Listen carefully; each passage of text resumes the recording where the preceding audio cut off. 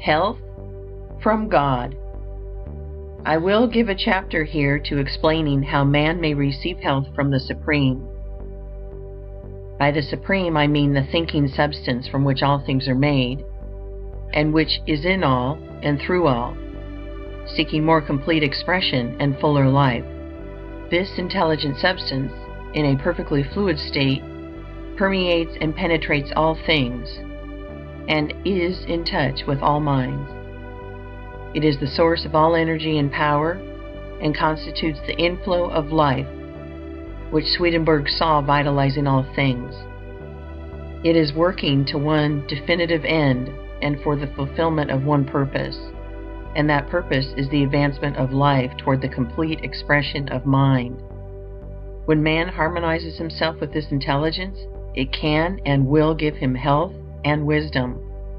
When man holds steadily to the purpose to live more abundantly, he comes into harmony with this supreme intelligence.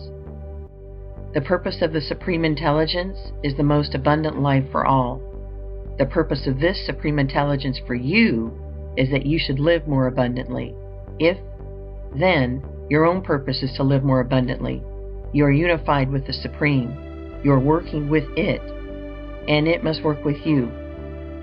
But as the Supreme Intelligence is in all, if you harmonize with it, you must harmonize with all, and you must desire more abundant life for all, as well as for yourself. Two great benefits come to you from being in harmony with the Supreme Intelligence. First, you will receive wisdom. By wisdom, I do not mean knowledge of facts so much as ability to perceive and understand facts, and to judge soundly and act rightly in all matters relating to life. Wisdom is the power to perceive truth and the ability to make the best use of the knowledge of truth. It is the power to perceive at once the best end to aim at and the means best adapted to attain that end. With wisdom comes poise and the power to think rightly, to control and guide your thoughts, and to avoid the difficulties which come from wrong thinking. With wisdom, you will be able to select the right courses for your particular needs, and to so govern yourself in all ways as to secure the best results. You will know how to do what you want to do. You can readily see that wisdom must be an essential attribute of the Supreme Intelligence, since that which you knows all truth must be wise. And you can also see that just in proportion as you harmonize and unify your mind with that intelligence, you will have wisdom. But I repeat that since this intelligence is all and in all, you can enter into its wisdom only by harmonizing with all. If there is anything in your desires or your purpose which will bring oppression to any or work injustice to, or cause lack of life for any, you cannot receive wisdom from the Supreme. Furthermore, your purpose for your own self must be the best.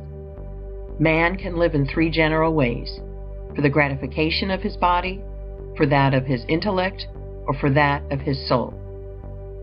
The first is accomplished by satisfying the desires for food, drink, and those other things which give enjoyable physical sensation.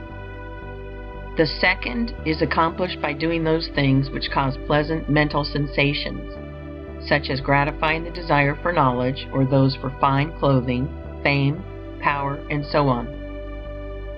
The third is accomplished by giving way to the instincts of unselfish love and altruism. Man lives most wisely and completely when he functions most perfectly along all of those lines, without excess in any of them. The man who lives swinishly for the body alone is unwise and out of harmony with God. That man who lives solely for the cold enjoyments of the intellect, though he be absolutely moral, is unwise and out of harmony with God. And the man who lives wholly for the practice of altruism and who throws himself away for others is as unwise and as far from harmony with God as those who go to excess in other ways. To come into full harmony with the Supreme, you must purpose to live to the utmost of your capabilities in body, mind, and soul. This must mean the full exercise of function in all the different ways, but without excess, for excess in one causes deficiency in the others. Behind your desire for health is your own desire for more abundant life, and behind that is the desire of the formless intelligence to live more fully in you. So, as you advance toward perfect health, hold steadily to the purpose to attain complete life, physical, mental, and spiritual, to advance in all ways, and in every way to live more. If you hold this purpose, you will be given wisdom. He that willeth to do the will of the Father shall know, said Jesus.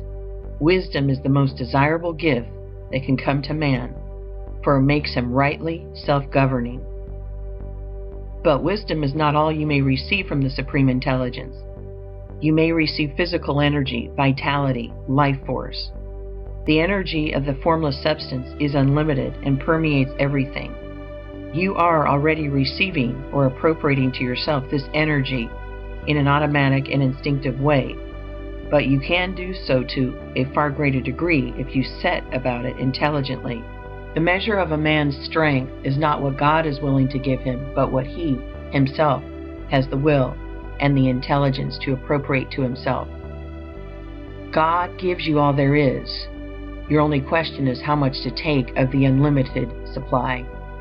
Professor James has pointed out that there is apparently no limit to the powers of men, and this is simply because man's power comes from the inexhaustible reservoir of the Supreme.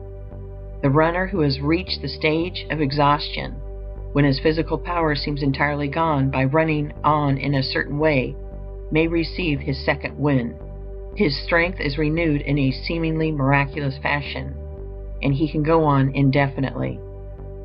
And by continuing in the certain way, he may receive a third, fourth, and fifth wind.